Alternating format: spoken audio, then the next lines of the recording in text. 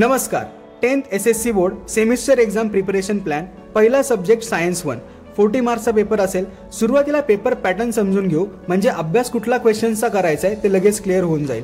Question 1A alternative choice.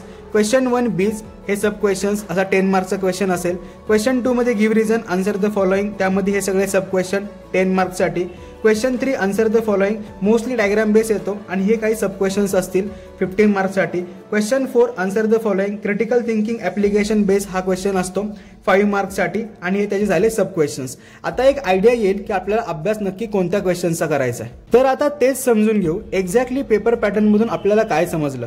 Definitions, laws, difference, reaction and example, give reason, diagram आणि application based questions plus डायग्रामच्या related theory, या सगळ्या टाईपच्या क्वेश्चनचा आपल्याला study करायचा आहे. आणि प्रत्येक चॅप्टरमध्ये हे क्वेश्चन असतीलच असं नाही. काही चॅप्टरमध्ये रिॲक्शन्स असतील किंवा नसतील, काही चॅप्टरमध्ये डिफरन्स असेल किंवा काही चॅप्टरमध्ये नसेल. तर आपल्याला प्रत्येक चॅप्टरमध्ये या टाईपचे क्वेश्चन्स कोणते कोणते आहेत ते प्रिपेअर करायचे आहे आणि याच प्रकारे तुम्ही प्रिपरेशन चालू ठेवा. आता एक्झाममध्ये मोस्टली तुम्हाला 1 ते 7 चॅप्टर असतील, त्यामधले हे 4 चॅप्टर खूप जास्त महत्त्वाचे आहेत. रेग्युलर 2 hours स्टडी जरी केला तरी आत्तापासून तुम्ही हे चॅप्टर नक्की पक्के करू शकता.